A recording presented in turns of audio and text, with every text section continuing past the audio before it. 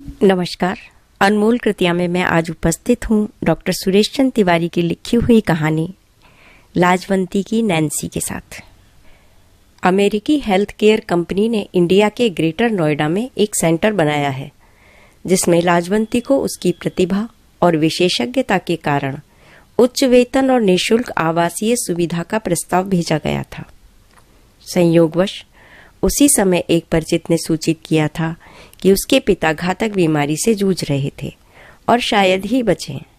Doctor लाजवंती अपनी 2 साल की बेटी नैन्सी के साथ अमेरिका में रह रही थी।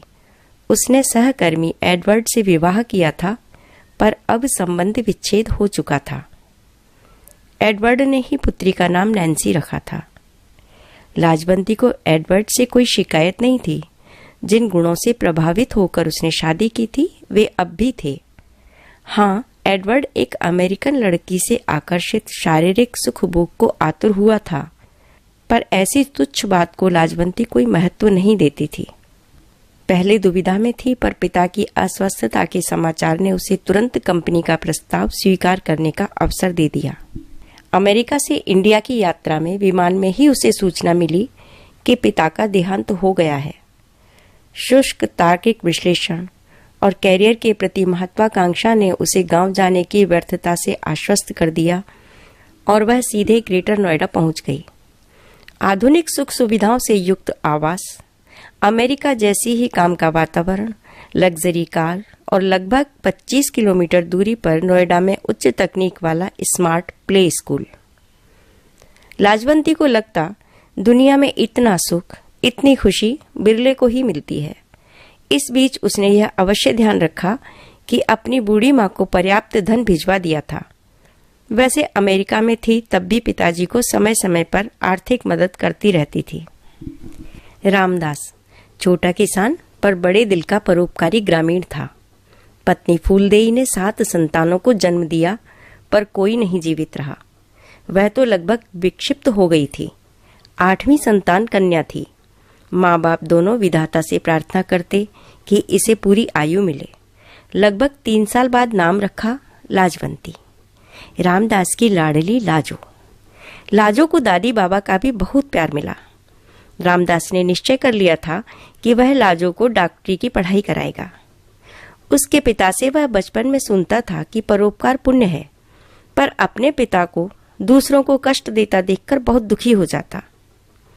पास के गांव में एक सन्यासी ने लगभग सप्ताह भर उपदेश कथा कही थी। युवा रामदास ने उसे भी पूरे मन से सुना था। सन्यासी ने संस्कृत में पुराण का श्लोक सुनाकर समझाया कि दूसरे का भला करने के समान कोई धर्म नहीं है और दूसरे को दुख देना अधर्म है। दूसरे का भला करना पुण्य और पीड़ा देना पाप है। सन्यासी स्वयं बड़े परोपकारी थे। किसी भी जीव के दुख से दुखी हो जाते थे। रामदास ने इस शिक्षा को आत्मसात कर लिया था। यही कारण था कि राजस्थान के पिछड़े ग्रामीण क्षेत्र में सेवा के लिए वह लाजवंती को डॉक्टर बनाना चाहता था। लाजवंती ने मनोयोग से पढ़ाई की। बहुत तीव्र बुद्धि की बालिका थी। उसका चयन मेडिकल कॉलेज में हो गया। गांव से बाहर कॉलेज का हॉस्टल और कैशोर्यावस्था। शहरी बच्चे उसके सहपाठी अंग्रेजी बोलते, अंग्रेजी फिल्म देखते और अंग्रेजी उपन्यास पढ़ते। अपने गंवारू नाम और इस तथाकथित कुलीनता से वह हीन भावना से ग्रस्त होने लगी। अकेली कमरे में बंद हो जाती, पर उसकी बुद्धिमता ही नहीं, आंतरिक शक्ति भी उच्च कोटि की थी। 1 साल बीतते बीतते उसने भी अंग्रेजी जीवन पद्धति अपना ली। जो सहपाठी उसका मजाक उड़ाते थे, वे उसकी अंग्रेजी भाषा में वाक्पटुता के आगे नतमस्तक हो गए थे। उसे अंग्रेजी उपन्यास और साहित्य पढ़ने का नशा जैसा हो गया था। अब उसे अपने गांव जाना अच्छा नहीं लगता। कैरियर और प्रतिस्पर्धा, सपनों की उड़ान और भौतिकता पर केंद्रित सोच, इन सब में डूब गई थी। क्या वह भटक गई थी? नहीं, भटकी नहीं थी। न ही कोई दुर्व्यसन या चारित्रिक दुर्बलता में फंसी थी। उपन्यासों और अंग्रेजी साहित्य ने उसकी सोच बदल दी थी। उसे विश्वास हो गया था कि उसके माता पिता अपनी दुर्दशा और गरीबी के लिए स्वयं जिम्मेदार हैं। आदर्श, परोपकारिता और भावुकता का वास्तविक संसार में कोई मूल्य नहीं है। ये मनगढ़ंत बातें हैं। उसके अंतर्मन का अथाह सागर जैसे विलुप्त होकर दृश्य जगत का उथला पोखरा रह गया था। सामाजिक रिश्तों और मानव जीवन के रहस्यों को उच्च शिक्षा प्राप्त विदेशी विद्वान साहित्यकार समझेंगे या अशिक्षित रैदास और कबीर जैसे तथाकथित साधु संत?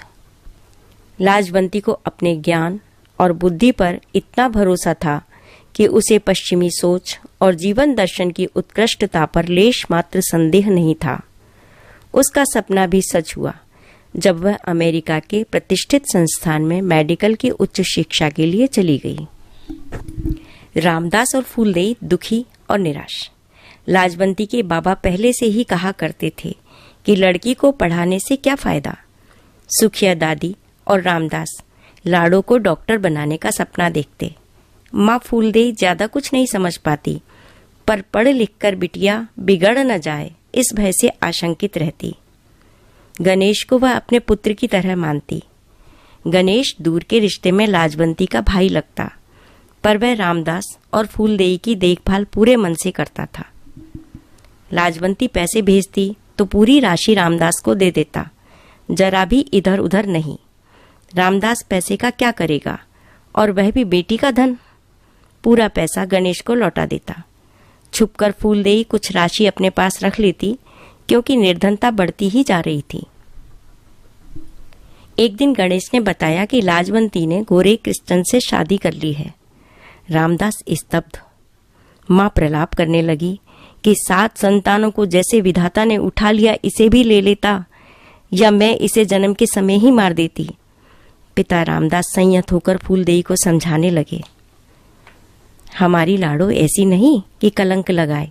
देखना, एक दिन जरूर आएगी और यहाँ गांवों में सबकी चिकित्सा सेवा करेगी, हमारा और हमारे कुल का नाम रोशन करेगी। अतीत की विस्मृति के साथ गांव और किसान के भारत को भुला चुकी लाजवंती को यदा कदा इंडिया से सामना होता, पर वह अमेरिकी जीवन पद्धति में रम गई थी। प्रोफेसर एडवर्ड ख्यात वैज्ञानिक तो थे ही, स्पष्टवादी, उदारवादी और हंसमुख भी थे। लाजवंती उनके साथ शोध कर रही थी और उनके व्यक्तित्व से प्रभावित उनके साथ अधिक समय बिताने लगी। विवाह या इस प्रकार का प्रेम उसे तर्क बुद्धि से निरर्थक लगता, किंतु चिकित्सा विज्ञान के कुछ शोध पत्रों को पढ़ने से उसे लगा कि मातृत्व स्त्री की नैसर्गिक जैविक आवश्यकता है। 50 वर्षीय एडवर्ड से उसने शादी कर ली और एक पुत्री को जन्म दिया। आधुनिक विज्ञान और तकनीक से अभिभूत उसे एआई अर्थात यांत्रिक बुद्धि यंत्र वैज्ञानिक उपलब्धि का शिखर लगता था। अपनी बेटी को वह एआई में दक्ष शीर्षस्थ वैज्ञानिक बनाने का स्वप्न देख रही थी। उसे गॉडेल, जो प्रसिद्ध गणितज्ञ, तर्कशास्त्री और दार्शनिक थे, उनके, और ट्यूरिंग, जो कंप्यूटर वैज्ञानिक थे, उनके एआई की आधारशिला रखने में योगदान की जानकारी नहीं थी। सन 1950 में ट्यूरिंग का महत्वपूर्ण शोध पत्र प्रकाशित हुआ, जिसे एआई का प्रारंभ कहा जा सकता है। यदि उसे इनकी जानकारी होती तो चिकित्सा वैज्ञानिक होने के नाते उसे अवश्य ही उनकी रहस्यमयी मृत्यु के प्रति उत्सुकता होती। मनोविकार के कारण गॉडेल ने इस शक के कारण कि भोजन में विष मिला हो सकता है खाना छोड़ दिया था। वहीं ट्यूरिंग ने साइनाइड खाकर संभवतः आत्महत्या कर ली थी। मन मस्तिष्क के द्वैत की यह पहेली वास्तविक है। इंडिया आने के बाद नित्य की तरह आज भी वह अपनी बेटी को स्कूल ले जाने के लिए निकली थी। आज उसे आगरा भी जाना था कंपनी के काम से। थोड़ी जल्दी में थी। अचानक गोपी चंदन लगाए हुए माला फूल बेचने वाली वृद्धा उसके सामने आ गई। उसने माला खरीदने का आग्रह किया तो लाजवंती बोली, मैं मंदिर नहीं जाती, हटो सामने से। वृद्धा को मंदिर शब्द अखरा, पर कार में बैठी नैन्सी को देखकर पुनः अनुनय विनय के साथ बोली कि गुलाब की माला में आपकी बेटी गुड़िया रानी जैसी लगेगी, ले लो, पैसे मत देना। लाजवंती ने बड़े ध्यान से वृद्धा को देखा और कठोर स्वर में बोली, नहीं। कार स्टार्ट कर दी। नैन्सी को स्कूल में छोड़कर ग्रेटर नोएडा से यमुना एक्सप्रेसवे पर आगरा की ओर जाते हुए पता नहीं क्यों उसे बुढ़िया का चेहरा बार बार याद आने लगा। हाँ, सुखिया दादी जैसी लग रही थी। सुखिया दादी और लाजो तुतलाकर बोलते। दादी पोपली थी और लाजो 2-3 साल की। दादी के झुर्रियों भरे चेहरे और हाथों की झूलती खाल लाजो के लिए मनोरंजन और खेल के साधन थे। लाजवंती की तर्क बुद्धि ने उसे सावधान किया कि ये सब बेकार की बातें हैं। किंतु फिर बुढ़िया और सुखिया दादी, यह आज क्या हो गया है? उसकी उम्र 35 वर्ष से अधिक हो गई थी। 13-14 वर्ष तो अमेरिका में ही बिताए थे, पर कभी माँ बाप, गांव, परिवार की याद नहीं आई थी। उसे क्या पता था कि आज उसके जीवन में क्रांतिकारी परिवर्तन होने वाला था। एक्सप्रेस वे पर जाम लगना असाधारण था। वह भी कार रोककर प्रतीक्षा कर रही थी कि कब जाम समाप्त हो। उस समय मथुरा के पास दूरस्थ गांव की ओर उसकी दृष्टि गई तो अद्भुत रोमांचक दृश्य का साक्षी बनी। एक गाय अपने वत्स के लिए रंभा रही है और बछड़ा दौड़कर उसके थनों में दूध पीने लग जाता है। गौ माता की ममता बछड़े को लगातार चाटने में और थनों से दूध निःसृत होने में मूर्त हो रही थी। नैन्सी के लिए पहली बार दिल में हुक उठी। हृदय से ममत्व की धारा फूट पड़ी, मानो पोखरे के तल में धरती माता ने माँ गंगा की धारा का स्रोत पैदा कर दिया। माँ के प्रेम का आवेग इतना जबरदस्त था कि वह नैन्सी को अपने हृदय से लगाने के लिए बेचैन हो उठी। कार की दिशा नोएडा की ओर हो गई। प्ले स्कूल में अपनी बेटी के पास पहुंची। उसे गोद में उठाने को दौड़ी, पर नैन्सी ने मना कर दिया। लाजवंती बार बार कह रही थी, नैन्सी, मैं तुम्हारी मम्मी। नैन्सी बोली, नहीं, मेरी मम्मी बहुत देर बाद आएगी, तुम मेरी मम्मी नहीं हो। लाजवंती ने कहा, मुझे देखो तो। नैन्सी ने देखा और बोली कि मेरी मम्मी तो ऐसी है। उसने एआई से बना चित्र दिखाया जो उसकी टीचर ने एआई से प्ले करते हुए नैन्सी की जिद पर बनाया था। नैन्सी ज्यादातर मम्मी की याद करती रहती थी, पर मम्मी को देखा ही नहीं था। स्वाभाविक बचपन से दूर मायावी खेलों ने उसकी मुस्कुराहट हंसी ही नहीं छीन ली थी। वह प्लास्टिक की गुड़िया की तरह एक ही ओर देखती रहती थी। मम्मी की ओर देखकर उसने कभी बात ही नहीं की थी, और मम्मी भी यंत्रवत उसे स्कूल ले जाती और वहां से घर अपने ही आत्ममुग्ध संसार में मगन कि उसकी बेटी एआई सीख रही है। आज उसे बहुत भारी धक्का लगा। अश्रुधारा बह निकली। पढ़ते समय हॉस्टल के बंद कमरे में वह तिरस्कार, उपेक्षा से आहत रोने लगती थी, किंतु उसके बाद इतने वर्षों में एक भी अश्रुकण नहीं निकला था। प्रातः काल वृद्धा मालिन और सुखिया दादी की याद का प्रसंग उसके दिमाग में कौंधा। आज ध्यान से नैन्सी को देखा कि वह भी तुतलाकर बोलती है। नैन्सी का बचपन लौटाने के लिए वह व्यग्र और व्याकुल है। त्वरित निर्णय लिया गांव जाने का। नैन्सी नानी से बात करेगी, उसके साथ खेलेगी और जीवंत बालिका हो जाएगी। अपने गांव पहुंचकर प्रसन्न है कि गांव का विकास हुआ है। परिचित को बता दिया था कि गणेश को सूचित कर देगा। यह क्या, उसका घर तो अब भी वैसा ही कच्चा झोंपड़ी का है। गणेश पर गुस्सा आने लगा कि उसने जो पैसे भेजे थे वह उसने अपने पास ही रख लिए होंगे। झोंपड़ी के अंदर एक खाट पर फूलदेई बैठी हैं। हाथ में मोबाइल है, कोने में टीवी चल रहा है। लाजवंती माँ से लिपट जाना चाहती थी, पर माँ ने उसकी ओर देखा तक नहीं। वह बोली, माँ, मैं तुम्हारी लाजो, पहचाना नहीं? माँ मोबाइल में ही आंख गड़ाई रही और उत्तर दिया, नहीं, कौन लाजो? एक क्षण को गुस्सा आया कि मोबाइल छीनकर फेंक दे, पर दिमाग और देह जड़ हो गए थे। खाट का पाया पकड़कर नीचे जमीन पर बैठ गई। कुछ समय बाद उसे होश आया कि गणेश उससे लिपटकर रोए जा रहा है, बस जीजी जीजी की रट लगा रहा है। वर्षों बाद लाजवंती को मर्म स्पर्शी हार्दिक आनंद की अनुभूति हुई। गणेश के सिर पर स्नेहासिक्त हाथ फिराया। संयत होकर गणेश ने काका काकी की कथा सुना डाली। काका तो जीजी के पैसे को छूते तक नहीं थे। न ही अपनी झोंपड़ी और खेती की जमीन में कोई बदलाव करने देते थे।